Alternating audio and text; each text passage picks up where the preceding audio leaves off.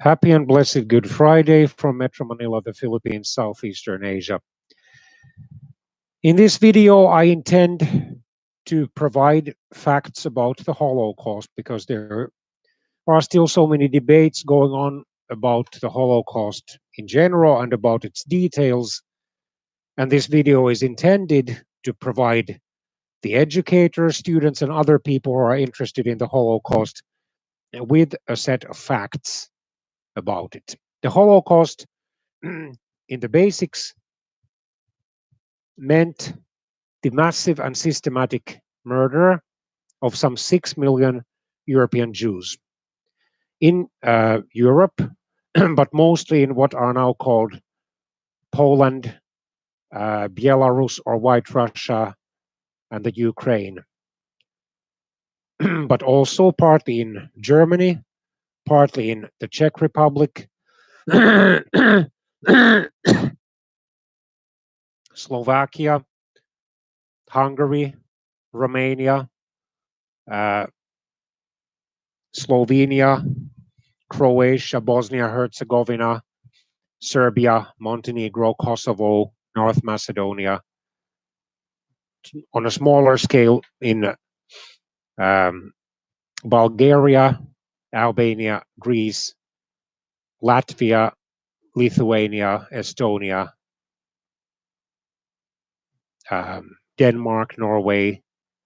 On a minor, very minor scale, in Finland, basically only the deportation of Jewish refugees, some Jewish refugees and their children to the death camps from Finland, and so forth. The perpetrators were mostly Nazi German soldiers and concentration and extermination camp guards, medical doctors and nurses, and then their allies and collaborators. On a minor scale, the Holocaust had begun already in the 1930s. After the Nazi Germans had taken power in 1933 through electoral manipulation and manipulation of the state machinery and massive intimidation and street fighting and so forth, involving their paramilitary organizations SA and SS. In 1933, the Nazi Germans had called for a boycott of the Jewish shops and stores, thus depriving many Jews of a steady source of livelihood, which already had, of course, been significantly reduced by the Great Depression, which had hit Germany particularly hard, so that by the time Hitler took power in 1933, something like 30 to 33% of the German workforce was unemployed. The German Jews who were employed by the German federal, state, and local governments lost their jobs. And by 1935, when the Nuremberg laws were passed, all the German Jews lost their citizenship. And then those who still were working, for example, as public school teachers or professors and so forth, by that time at the latest lost their jobs, if not already in 1933.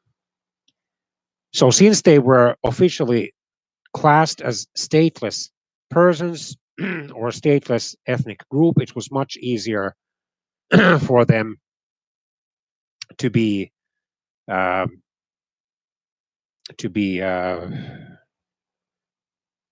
persecuted, because they were considered, even as far as their citizenship was concerned, non-Germans.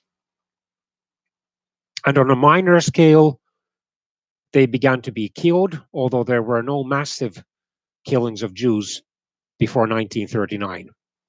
However, in November 1938, the Kristallnacht did result in the killing of at least many tens, possibly some hundreds of Jews in Germany. Besides, in October 1938, Germany had announced a massive deportation of its Jews, who were then basically dumped and mercilessly dumped in the late autumn cold on the Polish border. And likewise, Poland had announced that those Polish citizens who had been away from Poland for at least 5 years could not return to Poland unless their passports were stamped. So this meant basically the deportation of many Polish Jews.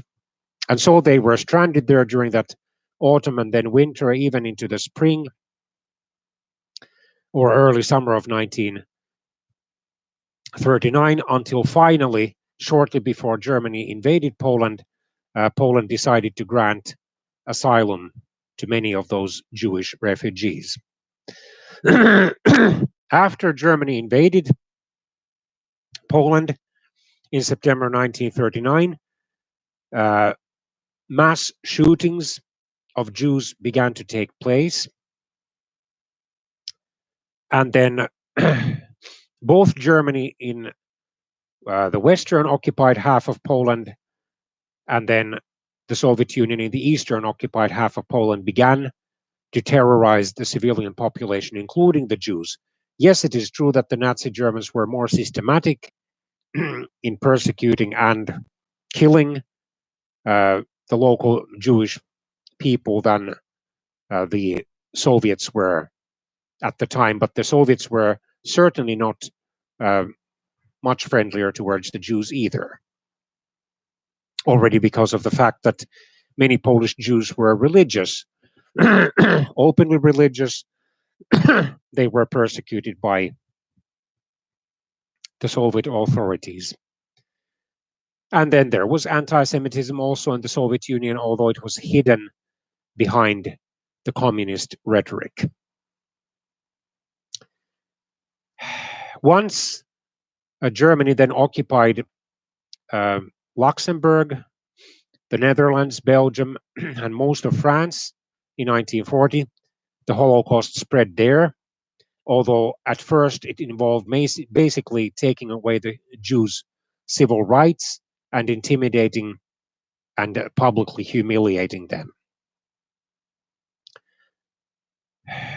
Also, the Holocaust came on a minor scale to Denmark and Norway in 1940.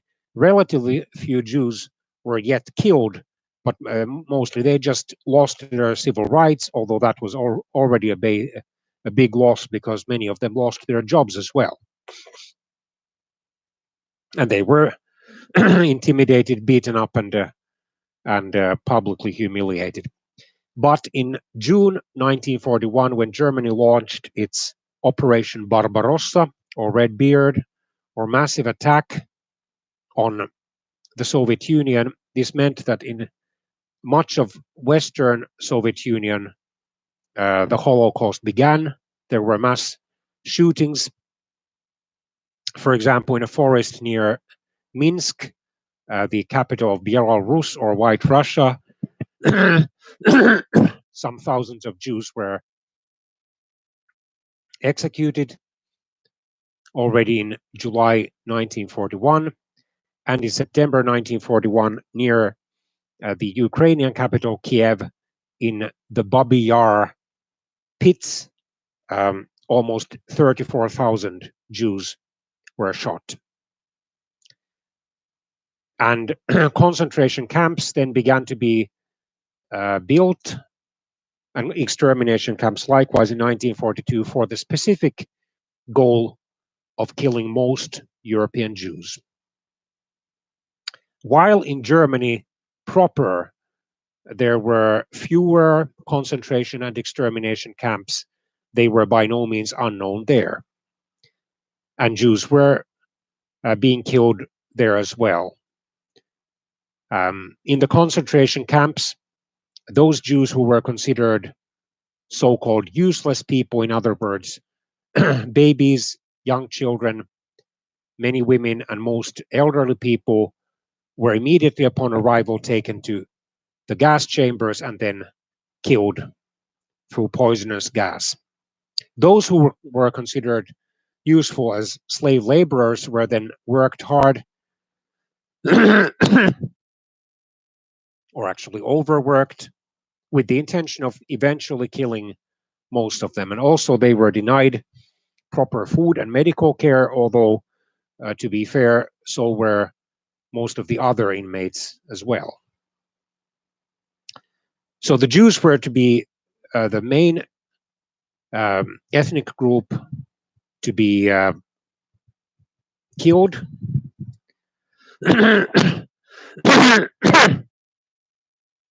In the Holocaust, although there were also millions of Slavic people, especially Russians, Ukrainians, and Poles, and Yugoslavs, such as Serbs, Croats, Slovenes, and Bosniaks, and then Romanis or Gypsies. Estimates range from 200,000 to 1.5 million or even 2 million, although their massive killing had already begun in 1935. And then there were other groups of people persecuted for their religious beliefs, such as Christians, Jews, and Jehovah's Witnesses, people persecuted because of their political or social opinions or beliefs, and then people who were killed because of their mental and or physical disabilities, and people who were killed because of their sexual orientation, mostly homosexuals. But the Jews were the main group of people to suffer a massive genocide during the Holocaust. The Wannsee Conference that was held in Berlin, Germany's capital, in January 1942 marked the official start of the Holocaust, although, as I've pointed out, it began on a minor scale before that. So let's look at the list of concentration camps and extermination camps.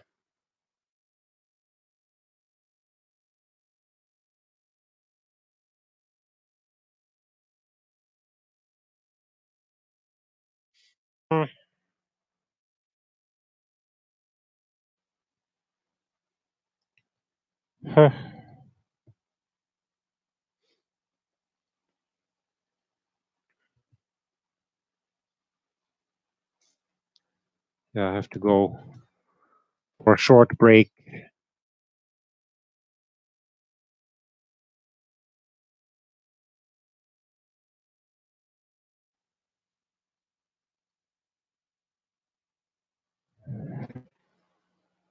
The most notorious one, of course, was Auschwitz-Birkenau, a massive complex of different camps and crematoriums in southern Poland. Okay, I'll be back soon.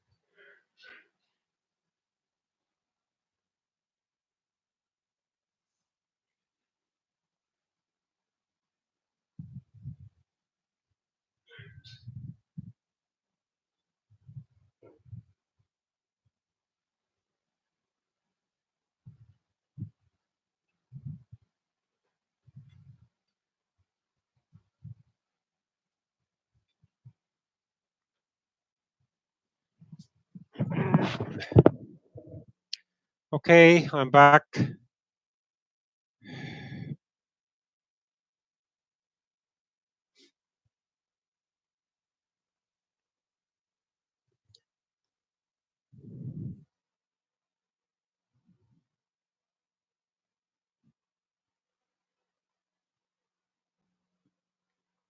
A minimum of 1.1 million people were killed in the Auschwitz-Birkenau extermination and labor camp, out of the estimated 1.3 million prisoners.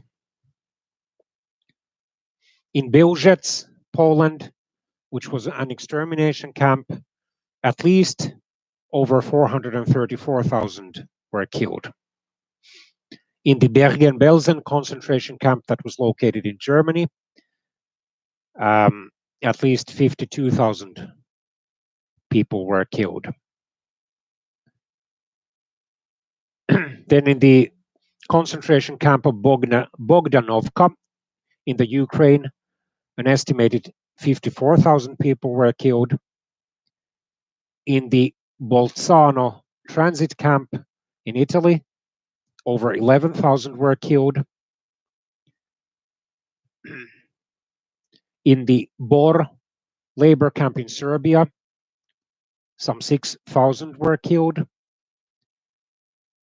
In the concentration camp of Bredtvet in Norway, at least 1,000 were killed.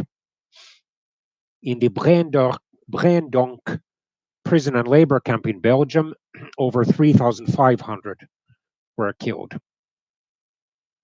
In the Buchenwald concentration camp in Germany, 280,000 were killed. Or I'm sorry. Yeah, okay, I got those mixed up. So in Bor, I'll correct myself. In Bolzano, I don't know how many were killed. In Bogdanovka, 40,000 were killed. In Bor, between 1,800 and 2,800 were killed. In Bredtvet, this list on Wikipedia doesn't show how many were killed. At least 391 were killed in Braendonk. And in Buchenwald, over 56,000 were killed. In Chełmno or Kulmhof in Poland, which was an extermination camp, at least 152,000 were killed. In Dachau, which was a German concentration camp, 41,500 were killed. In Czerwony Krst, a concentration camp in Germany, 10,000 were killed. In Flossenbürg, which was a concentration camp in Germany, 30,000 were killed. In Gross-Rosen, Poland, 40,000 were killed. In the Jagala labor camp in Estonia, the northernmost Baltic country in Northern Europe, 3,000 were killed. In the Janovska or Lvov ghetto transit labor and extermination camp in the Ukraine, at least 35,000 were killed. In the Kaufering-Landsberg concentration camp, 14,500 were killed. That was located in Germany. Then in the Kistarcha concentration camp in Hungary, 1,800 were killed. In the Koldichevo labor camp in Belarus or White Russia, 22,000 were killed. In the Majdanek or KZ Lublin extermination and concentration camp in Poland, 78,000 were killed. In the Mali Trostenets extermination camp in Belarus, between 60,000 and 65,000 were killed. In the Mauthausen-Gusen concentration camp in Austria, at least, or I mean between 122,766 and 320,000 were killed. In the Mittelbau-Dora concentration camp in Germany, at least 20,000 were killed.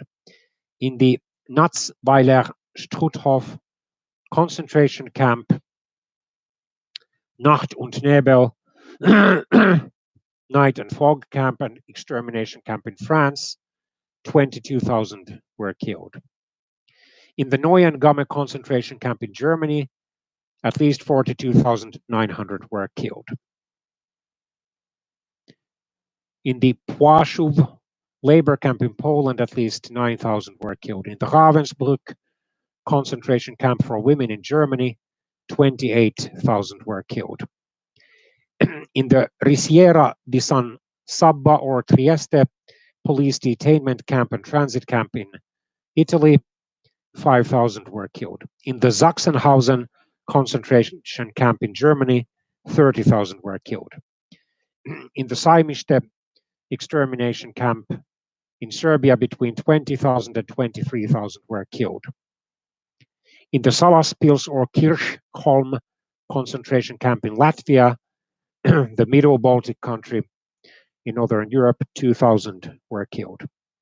In the Sobibór extermination camp in Poland, over 170,000 were killed.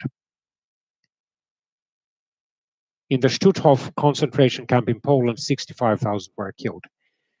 In the Terezínstadt transit camp, concentration camp and ghetto, in what is now the Czech Republic, at least 33,000 were killed.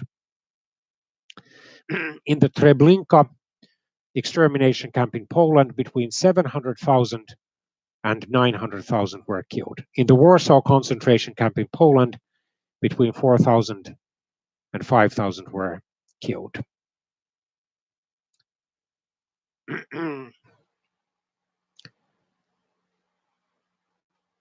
And how do we arrive at the estimated figure of 6 million European Jews killed?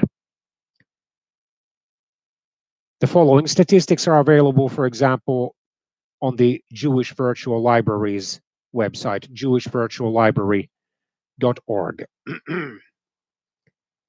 So these are estimates based on population statistics, and these even could understate to some extent the number of people killed, because there were some who just disappeared and we don't know how they are killed. And of course, if we still added the number of Jews and other victims of the Holocaust who died in the first post-war years, 1945 to 1950, of various illnesses and physical ailments as a result of beatings, torture, poor food and medical care, and overwork, the number would be even higher. But these are rough estimates based on population statistics.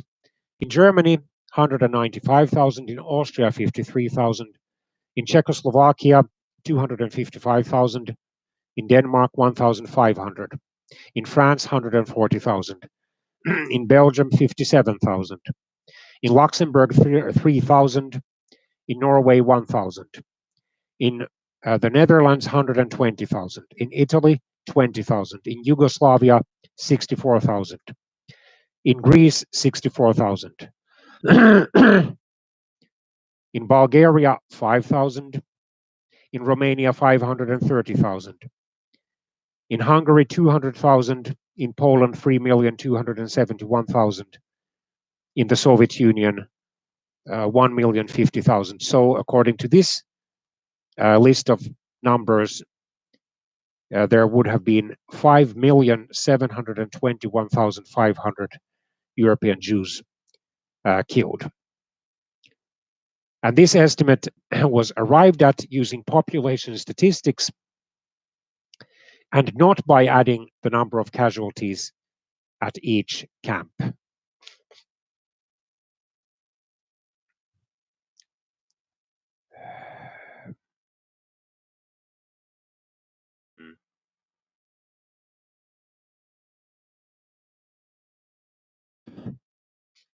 In the racist Aryan ideology of Nazi Germans, the Germanic people, such as the Germans themselves, Dutch, Flemings, Austrians, Danes, Swedes, Norwegians, Icelanders, and so forth came on top, and then progressively the other ethnic and racial groups were scaled below them. And on the bottom were, for example, the Jews, Slavic peoples, Black Africans, indigenous peoples of various kinds, and at least some Asians. The irony was that the Nazis did have an alliance with Japan, even though the Japanese clearly are members of a non-European race. And they did have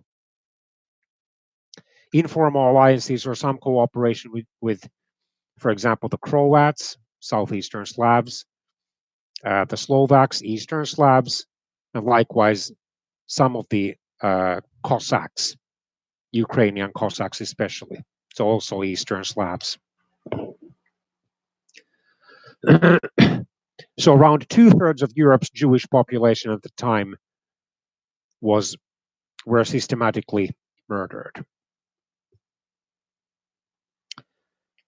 And the murders were carried out in pogroms or killings of Jews, mass shootings, then overwork, slave labor, and then especially gas chambers and gas fans in the German extermination camps or German operated extermination camps.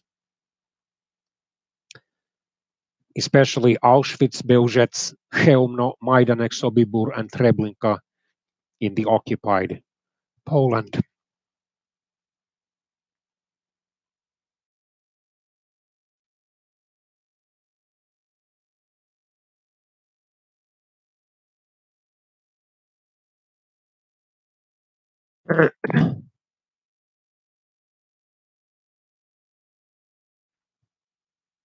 It is interesting that until about 1938, the Nazi German authorities were actually encouraging Jewish emigration, provided that the Jews left their property in Germany.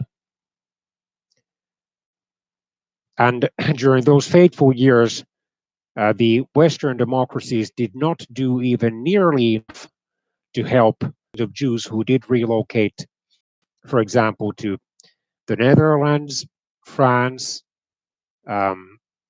Britain, Ireland, Canada, the United States, Australia, and New Zealand, for example.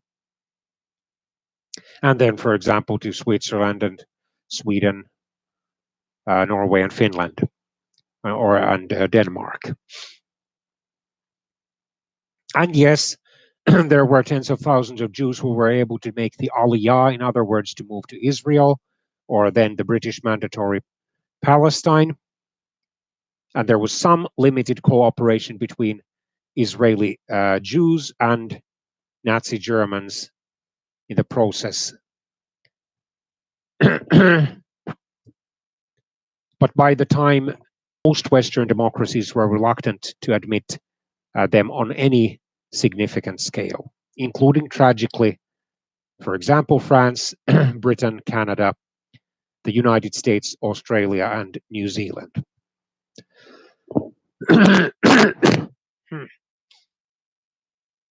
In Hebrew, the Holocaust is called Shoah or catastrophe.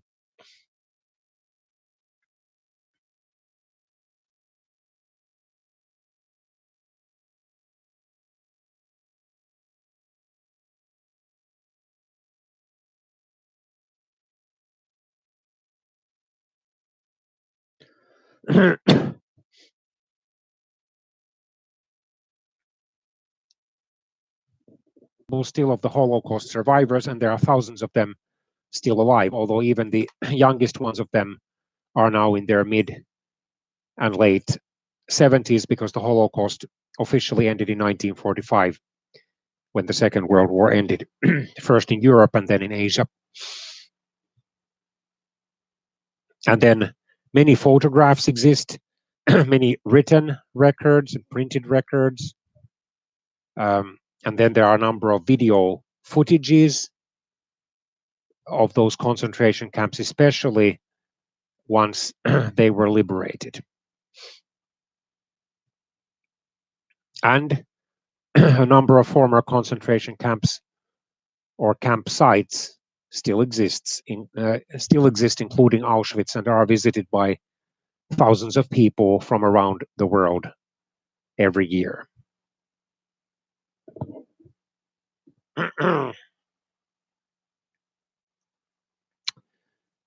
So Ben S. Austin on the jewishvirtuallibrary.org website has provided an excellent guide on how to refute Holocaust denial. So Holocaust denial means either totally or mostly or largely denying that some 6 million European Jews were systematically killed by Nazi Germans and their collaborators and allies during the Second World War. So I'm going to, in a general way, go through this list. I may not go through all the points. I basically already covered the first point.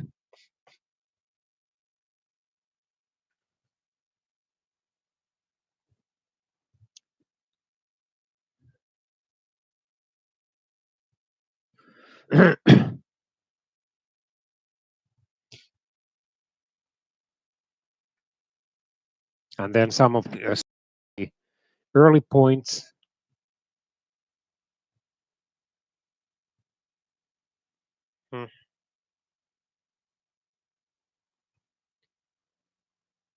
So Auschwitz in southern Poland was a huge complex. It had ordinary prisoner of war camps where also British pilots were held, and they testified of atrocities in the nearby extermination camp. Auschwitz II, or Birkenau, was the largest camp, and the gas chambers were located there. And Auschwitz III, or Monowitz, was the industrial manufacturing plant. And while concentration camps had existed before the Second World War, nowhere had even remotely the total number of victims, approached that of the Nazi concentration camps in Central and Eastern Europe mostly in Central and Eastern Europe during the Second World War. So some British soldiers may have detained American revolutionary fighters during the Revolutionary War from 1775 to 1781, but given the fact that even Britain itself was in the first decades of the Industrial Revolution, the massive killing of human beings in those so-called concentration camps simply was not possible on anything like the scale in which it was possible in the 1930s and 1940s, let alone now, if those camps were reintroduced, which of course none of us hopes for.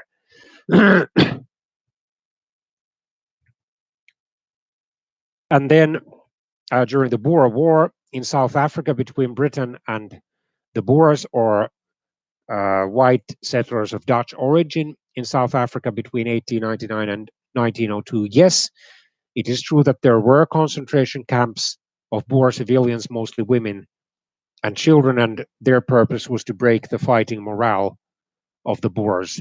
But even there, the killing was nowhere near as systematic as it was, or massive, as it was in the Nazi concentration camps. And yes, it is true that both Canada and especially the United States did intern thousands of their residents, including citizens of German, Italian, and Japanese origin, but none of them were killed as a result of the internment. They were deported, especially the Japanese Canadians and Japanese Americans were deported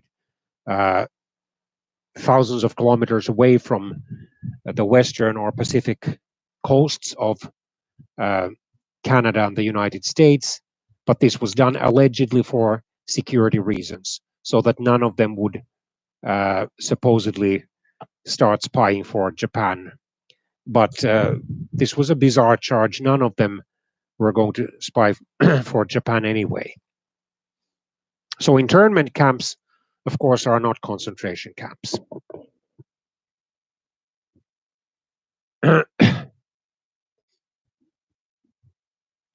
So neither the Americans nor the Canadians who operated these uh, internment camps starved people to death, nor did they force their inmates to work under brutal conditions, nor did they send them to the gas chambers.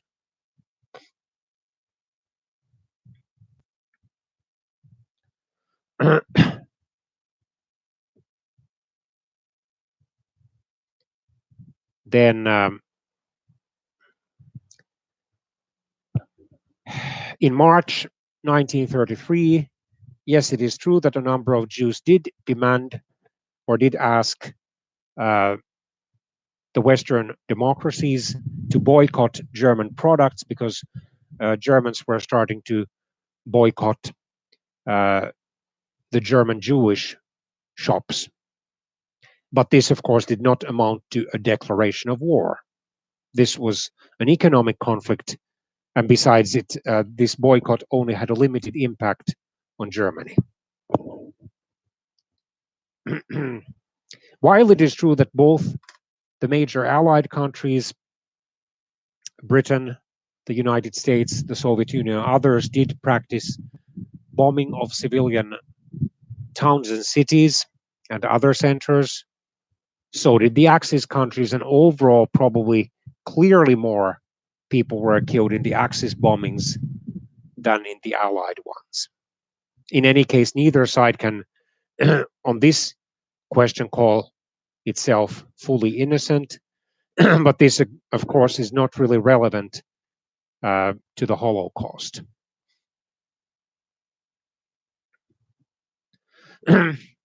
In Auschwitz, and furnaces to cremate the victims.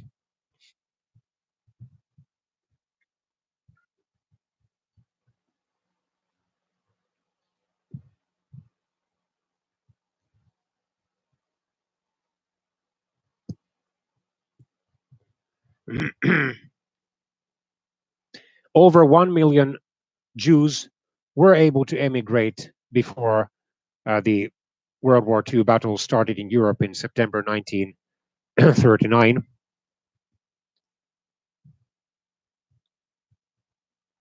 But more than 6 million remained. And by the Nazis' own estimates given in the Wannsee Protocol, there were about 11 million Jews in Europe in 1937.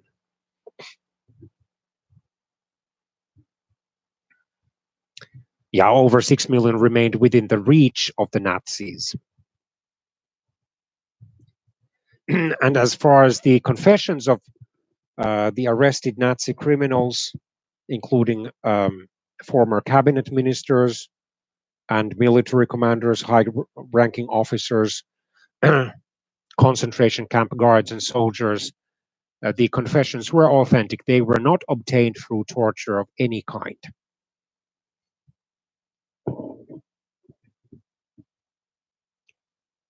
And as for the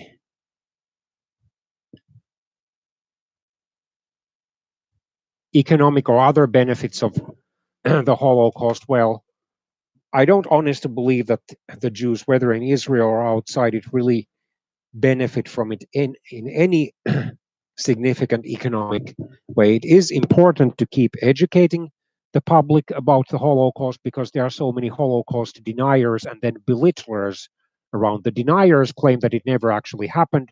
The belittlers do agree that it happened, but there were no more than maybe a few million victims, or more commonly, they claim that there were only hundreds of thousands of victims, and they claim that many of them died of diseases instead of mass executions or gas chamber. Hitler not only knew about the mass extermination of Jews, but he ordered it more than once.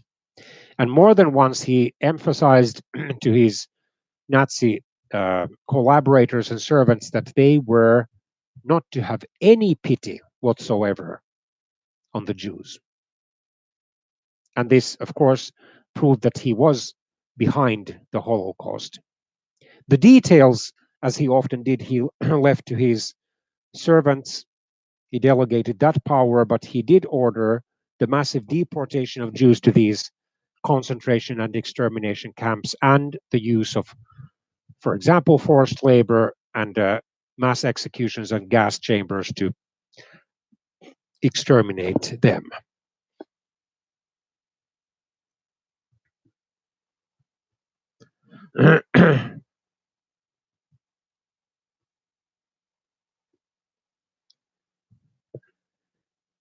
And then the hydrocyanic gas from Zyklon B or Zyklon B, a commercial pesticide that was then widely used throughout Europe, was the main gas used by the Nazis in the concentration camps.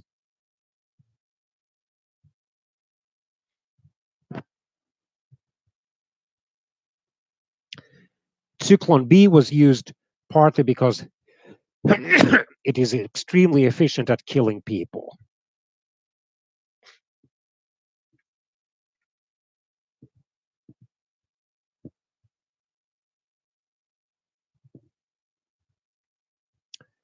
Um,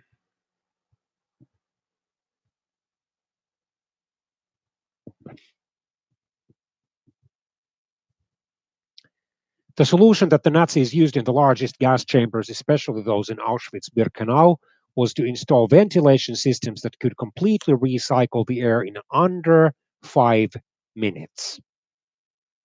And there were also wire mesh devices to remove the Zyklon B from the chambers, improving the efficiency of the ventilation process.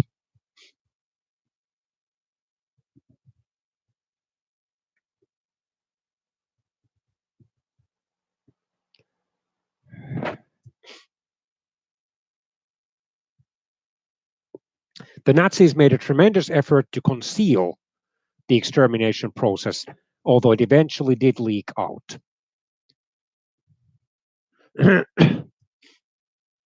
For example, Dr. Hans Münch, a German medical doctor, said that exposing the gassing and extermination process would have very shortly caused him and his family to be liquidated very quickly, because the Gestapo, the notoriously brutal Nazi secret police, was so well organized, and the threats for non observance of the secrecy that surrounded the Auschwitz exterminations were so clearly worded for members of the SS Nazi military organization that everybody avoided telling even his closest friend about it.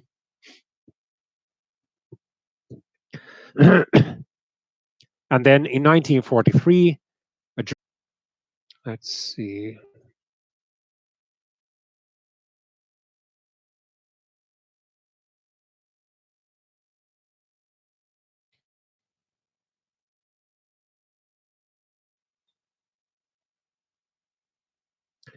Yeah, to 10 years imprisonment.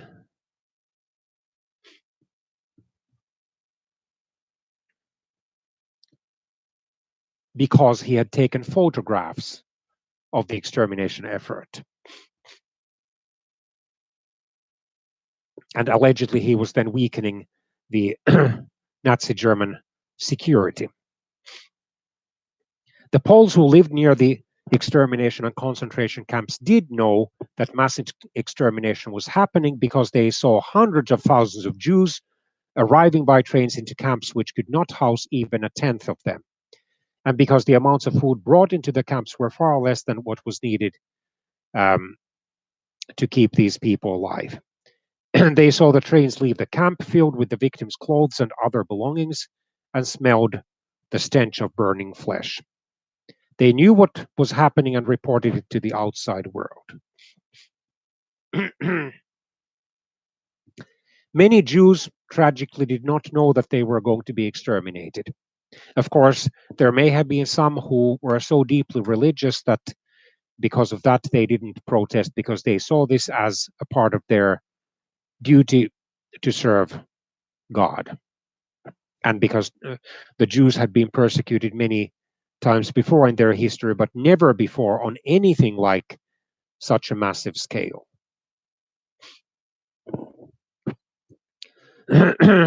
Some Jews did know what was going on and revolted. The biggest revolt was in the Warsaw Ghetto in April and May 1943, and it took the Germans a lot of fighting to subdue the rebellion. And they had to destroy the whole ghetto.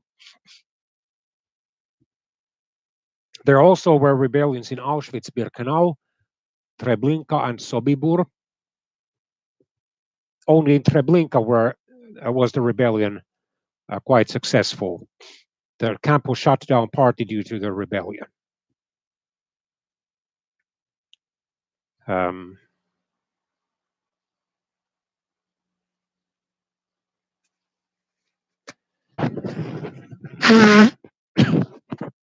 Over 3 million Jews died in the concentration camps as well, alone.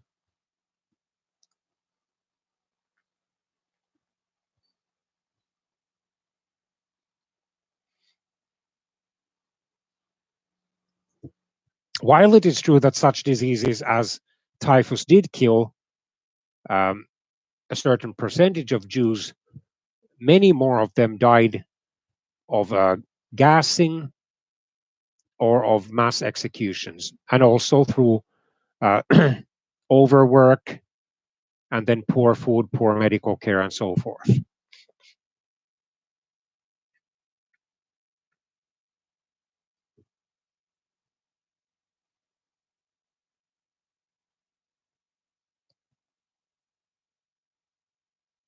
Yeah, and bodies were then burned in pits.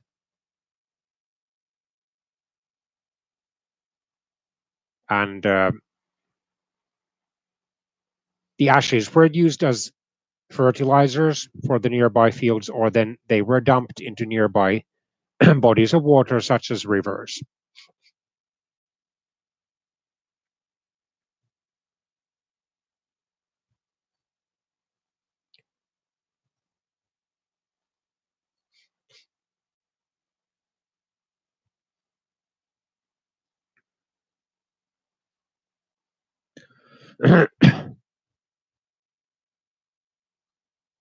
And many millions of bodies were incinerated, including some that were buried in mass graves and had to be exhumed.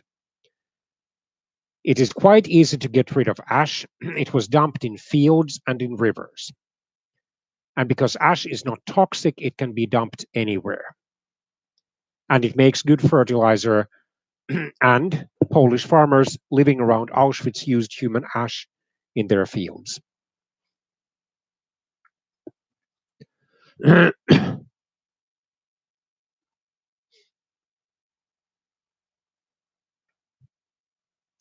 late 1943 and early 1944, the Allies began bombing oil production facilities, including the small to middling-sized petrochemical plant at Auschwitz III. Auschwitz III, or Monowitz, was a satellite camp about 4 kilometers from the gas chambers at Auschwitz II, or Birkenau. Allied bombers and their fighter coverage did not have sufficient range to reach Monowitz until April 1944. And photo reconnaissance of the area on April the 4th, 1944 accidentally included Birkenau. 20 snapshots were taken and 3 included Auschwitz-Birkenau. After that date, there were only 4 more overflights before the crematoria were torn down. On May the 31st, June the 26th, August the 25th, and September the 13th, 1944.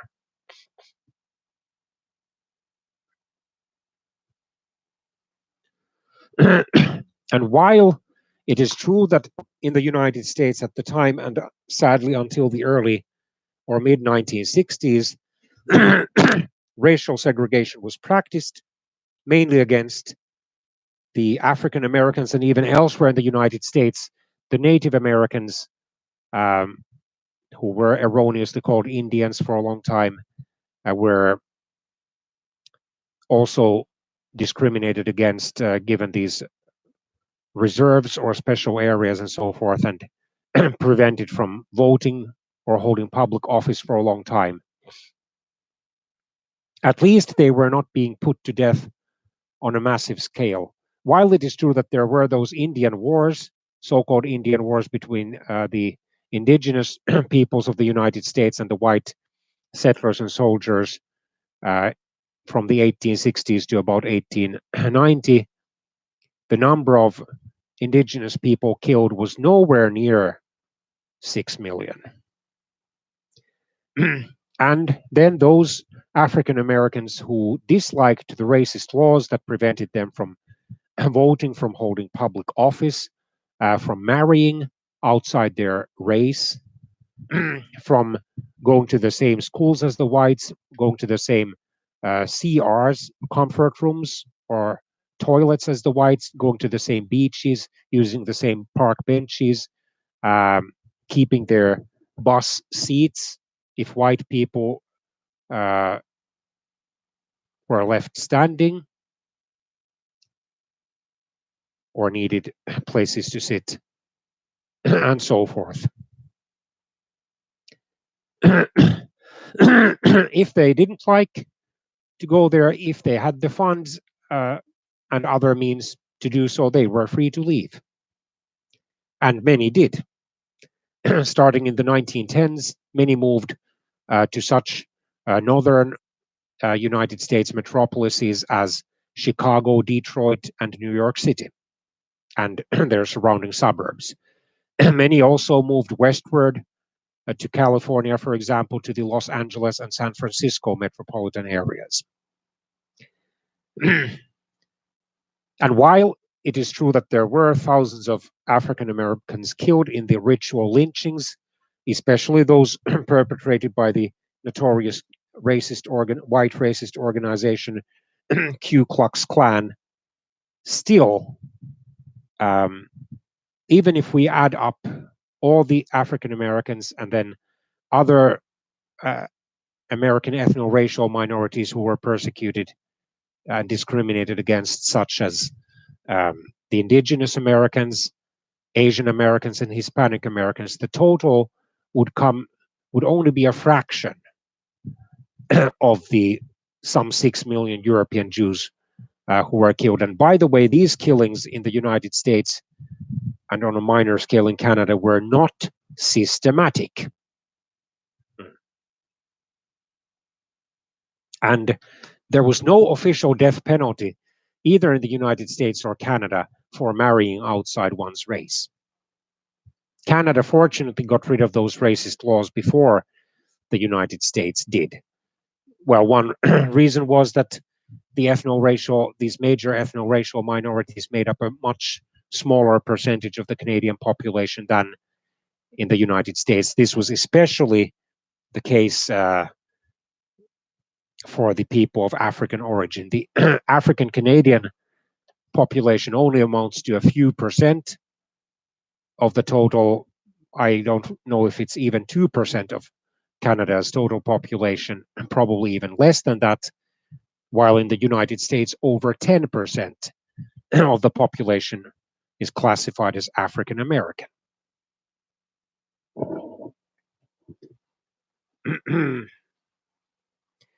Such international aid organizations as the Red Cross were not allowed to view the extermination camps or concentration camps, especially those sections where the gas chambers were located. For example, the International Red Cross organization's delegates were expressly forbidden to visit the Auschwitz Krema, where the gas chambers and cremation facilities were. Yes, it is true that the Roman Catholic Church was much too silent during the Second World War, especially the Pope of that time.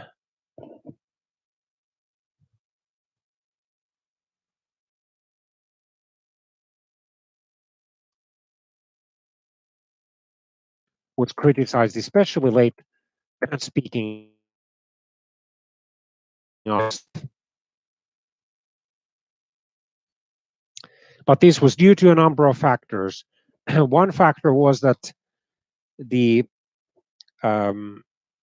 worldwide Roman Catholic Church's center of worship, the Vatican City, was surrounded by the fascist Italy, and the Pope had made the so-called Lateran Treaty with the Italian fascist dictator Benito Mussolini in 1929, some kind of civic peace whereby the Pope recognized the Italian sovereignty outside the Vatican City, and then the Pope was free to move outside the Vatican if he so chose. And obviously, the Pope was aware of the fact that it would become a lot more difficult for the Italian and other Catholics living in the Axis countries if he strongly spoke out against the Holocaust. And then, because of the propaganda that obscured the Holocaust's brutal details from most people in the Axis countries, also affected the Roman Catholic Church. And he also had the so-called Reichskonkordat with Nazi Germany, although Nazi Germany quickly broke it.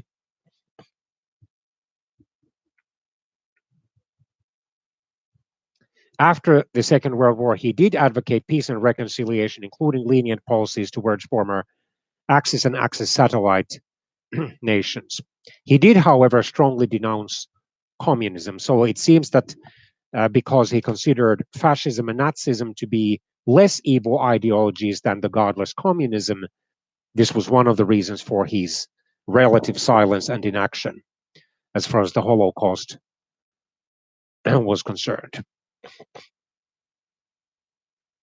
Although it is true that the Nazis did hate the Catholic Church and also other Christian churches, including the so-called confessing church, whose most prominent pastors were Martin Niemöller and Dietrich Bonhoeffer. Niemöller did survive the war. He wrote an anguished poem, one of whose versions reads like this: "First they took the Jews away, they meaning the Nazi Germans. I was not a Jew, so I did not protest, or I said nothing. Then they took the trade unionists away. I was not a trade unionist, so I said nothing. Then they took the communists away. I was not a communist, so I said nothing. Finally, they took me away. I was alone. There was no one left to speak for me." And or in some version, he said that then they took the Roman Catholics away, meaning many Roman Catholic clergymen who had openly protested against the brutal Nazi policies. And since he was a Protestant, not a Roman Catholic, he said nothing. So the point of this poem was that even though we may disagree religiously or politically and otherwise with people who are being persecuted, we as Christians should do something to defend them, because they are our human brothers and sisters. And they are people whom God loves and would like to save, of course. Theologian and pastor Dietrich Bonhoeffer did eventually join the German resistance movement and did approve of the attempt to assassinate the German dictator Adolf Hitler in July 1944.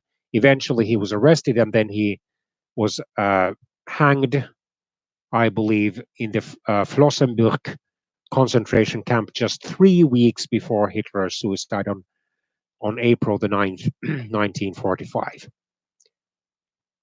So there were a number of professing Christians and other religious people who did speak out against the Nazi Germans. Often they paid with their lives, or at least with their physical freedom and or health, for speaking out.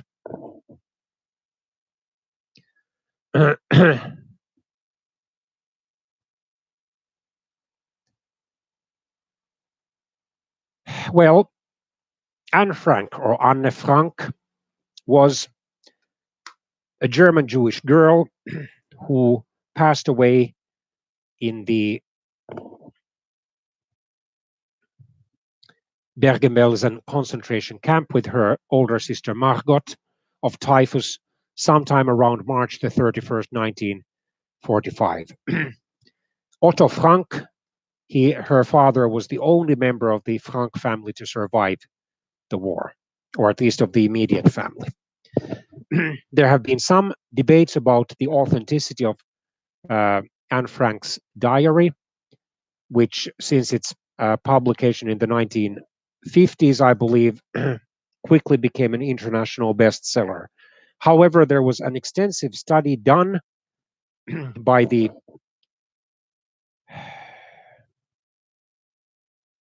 Netherlands State Institute for War Documentation. After all, the Frank family had been able to escape to the Netherlands in 1934, so just 1 year after the establishment of the Nazi dictatorship in Germany. However, the Frank family tragically was unable to escape the Netherlands that was quickly occupied by the Germans in 1940. They went into hiding in the summer, I think in June or July 1942, but then they were discovered in early August 1944. The passages that Otto Frank left out of the internationally published and nationally published editions of Anne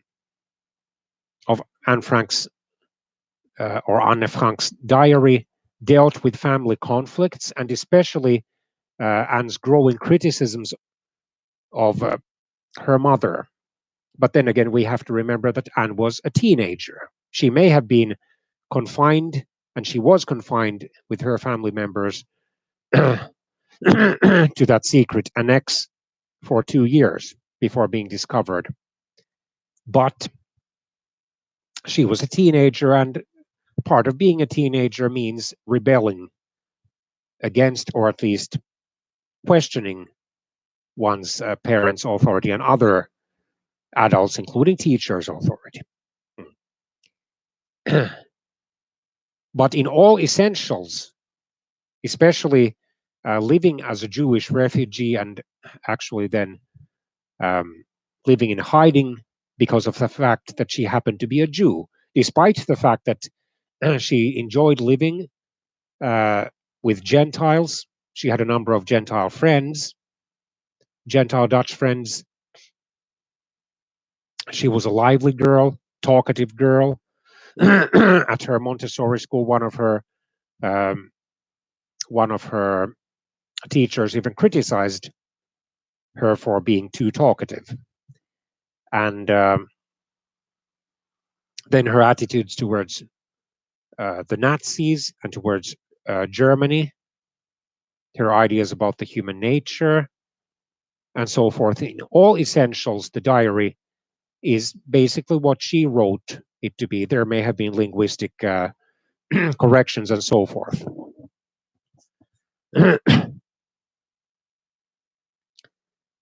So the State Forensic Science Laboratory examined the materials, used the ink, paper, glue, etc., and the handwriting, and issued a report of about 270 pages. So the report of the State Forensic Science Library was convincingly demonstrated that both versions of the diary of Anne Frank or Anne Frank were written by her in the years 1942 to 1944. The allegations that the diary was the work of someone else after the war, meaning the Second World War or otherwise, were thus conclusively refuted. Furthermore, despite corrections and omissions, the diary of Anne Frank, in other words, its published version, does contain the essence or the major part of Anne's writings, and there are no grounds on which the term forgery can be applied to the work of the editors or publishers of the book. And the numerous photographs and footage taken in the German concentration camps after their liberation, showing piles of emaciated corpses, are real.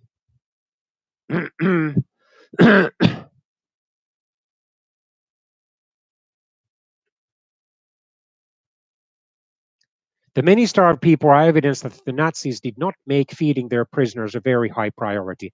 At the Bergen-Belsen camp in Germany, hundreds of tons of food were found locked up just some kilometers or several kilometers away from where tens of thousands starved to death.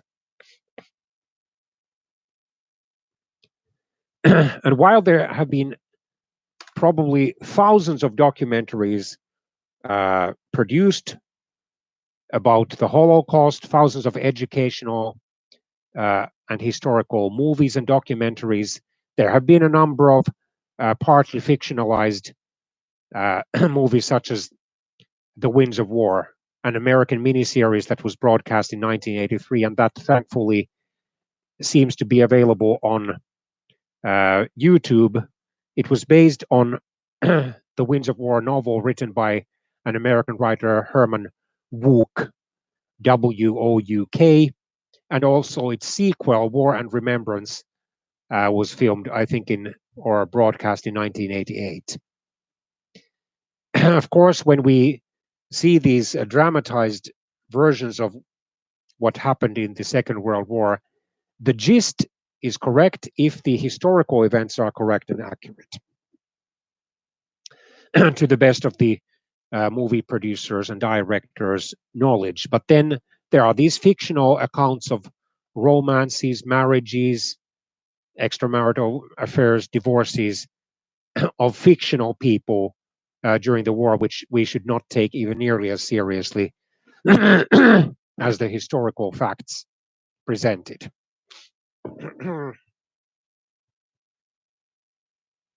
But there are many authentic films from the camps photographed by the Allies and the Soviets. And some rather gruesome but totally accurate representations of history can be found at Francois Schmitz's Holocaust Picture exhibition.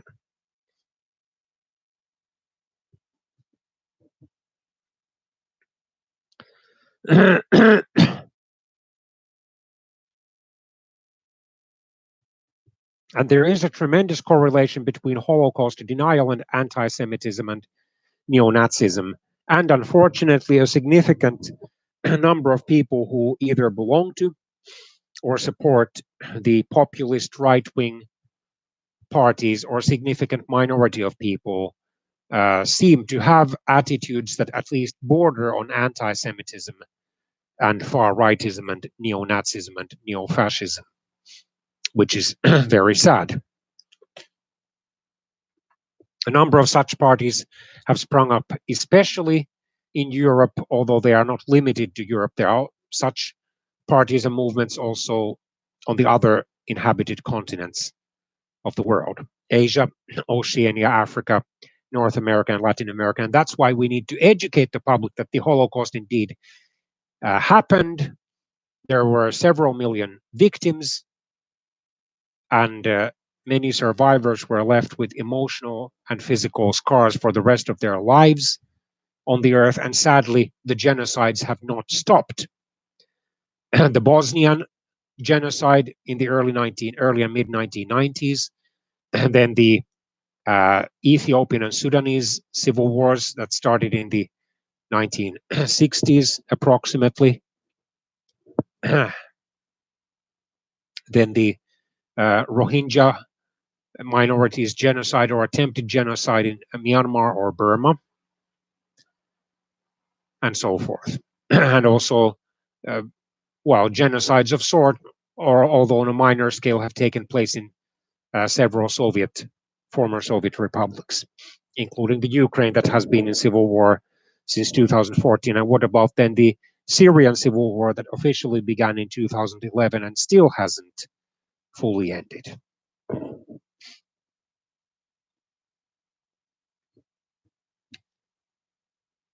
And then the so-called historians, or I should say amateur or pseudo-historians, who have questioned the Holocaust material, they have, and rightly so, been condemned in various trials, as Holocaust deniers have been forced to pay fines, have been given suspended or real prison sentences. and they have deserved such sentences. While physical violence, regardless of who it is perpetrated against, must be strongly condemned, they cannot appeal to the freedoms of speech and the media and expression if they are denying clearly documented, massively documented historical facts such as the Holocaust. So YouTube does have a right to delete videos that contain the promotion of Holocaust denial. This video does not. This video is dedicated to help my fellow teachers and help the students and other interested people to refute the Holocaust deniers' arguments.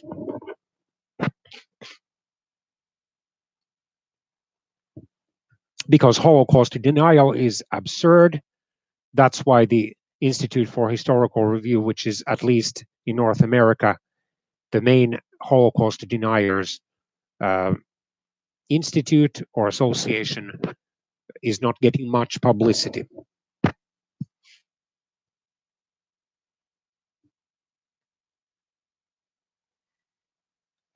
So would there be something else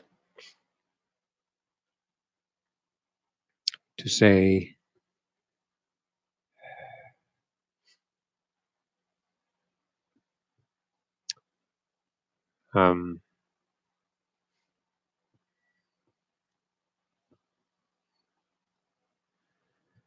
From history.com, the wounds of the Holocaust, known in Hebrew as Shoah or catastrophe, were slow to heal. Survivors of the camps found it nearly impossible to return home, as in many cases they had lost their families and had been denounced by their non-Jewish neighbors. As a result, the late 1940s saw an unprecedented number of refugees, prisoners of war, and other displaced populations moving across Europe. Many of them moved, millions actually moved to North America, to Canada and the United States. Millions found home in the democratic Western, Central, and Northern European countries. But millions did move over the succeeding decades to Israel, which regained its independence in 1948.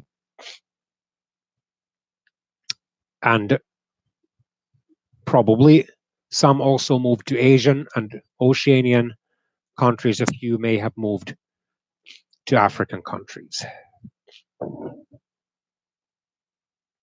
In an effort to punish the villains or enemies of Jews of the Holocaust, the Allies held the Nuremberg trials of 1945 to 1946, as a result of which 10 former Nazi leaders, civilians, and army officers were executed by hanging in October 1946. Then there were other trials like the Doctors' trial, trials against various German women who had worked as brutal concentration camp and extermination camp guards. Then there was the Far Eastern or Japanese war trial, which resulted in the execution of several former Japanese military and political leaders, including former Prime Minister Hideki Tojo. Interestingly enough, 1943 and its role in the Holocaust, while considerable as far as deporting Jews was concerned, was smaller as far as killing Jews in the country itself was concerned. And then there was denazification, so former Nazis lost their political, military, and civil service positions, but it did not go far enough.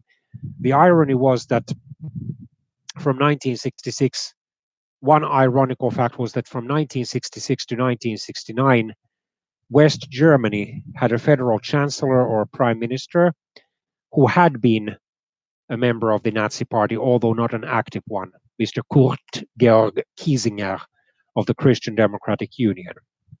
And around the same time, from 1964 to 1970, the neighboring Austria had a federal chancellor or prime minister who had served in the Nazi German army or Wehrmacht during the Second World War, Mr. Josef Klaus of the ideologically similar or center-right Austrian People's Party, ideologically similar, of course, to the German or former West German Christian Democratic Union.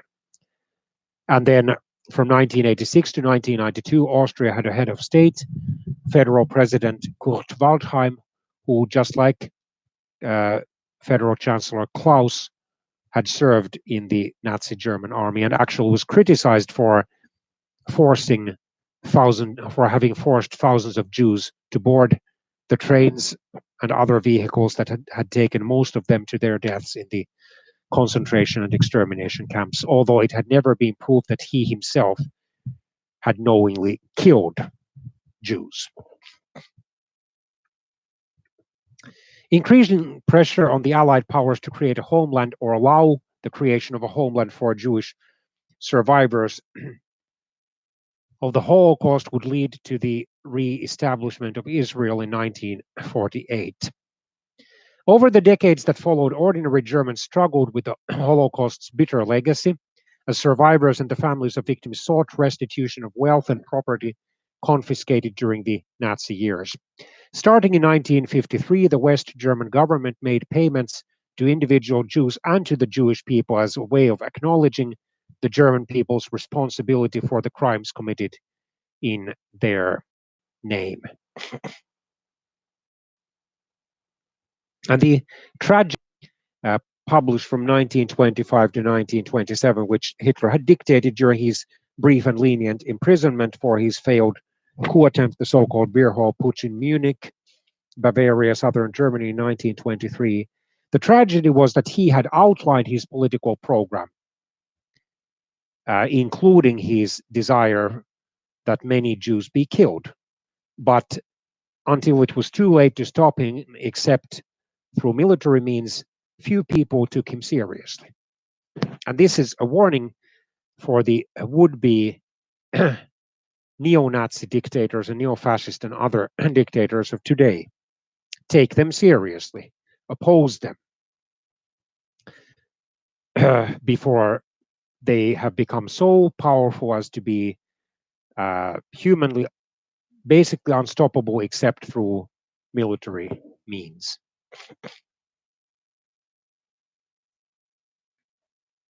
And Hitler's worldview revolved around two concepts: territorial expansion, or greater Lebensraum, living space for the German people, and then racial supremacy. Although it must be said that believers in white supremacy were not that rare, even in such well-established liberal democracies as Canada, the United States, Ireland, Britain, Australia, or New Zealand. They did exist. And even those people who deplored the Holocaust in some cases, nevertheless, did not believe in a full social equality for the Jews and frowned upon Jewish Gentile marriages, for example.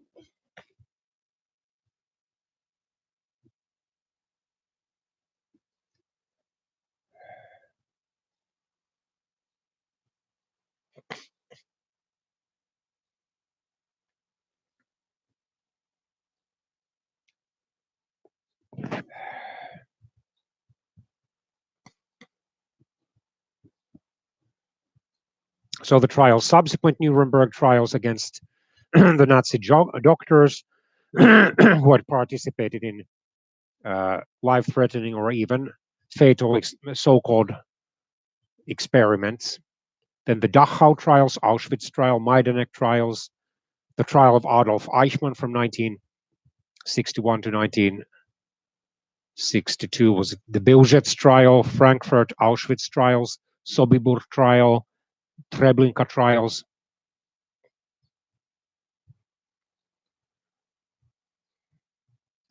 Adolf Eichmann had managed to escape to Argentina under a false name and passport in 1950, but had been caught by a few Israeli agents in 1960 and taken to Israel. And his trial took place in 1961. He was sentenced to death by hanging. He appealed.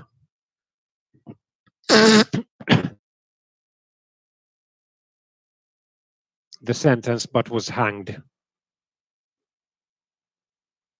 on June the 1st, 1962. Many who participated in the Holocaust claimed the so-called obedience principle. So they were obeying orders from their superiors as if they could not have resigned their positions in protest. And then also the superficial legality provision. So formally, those were laws, but we have to remember that Nazi Germany was a totalitarian dictatorship. Italy was officially a totalitarian dictatorship, although there the brutality didn't go quite as far as in Nazi Germany. Japan became increasingly a military dictatorship during the Second World War, so it could have been considered a rather totalitarian dictatorship as well. And the more dictatorial a country is, the less value, moral value, its laws have, because the dictators can change the laws, they can even contradict earlier laws. There's no legislative or cabinet procedure. The dictator's word is the law, whatever it happens to be. So hopefully this video has been helpful for you, and let us all work in various ways towards preventing future genocides. May you all have a blessed and comforting Easter.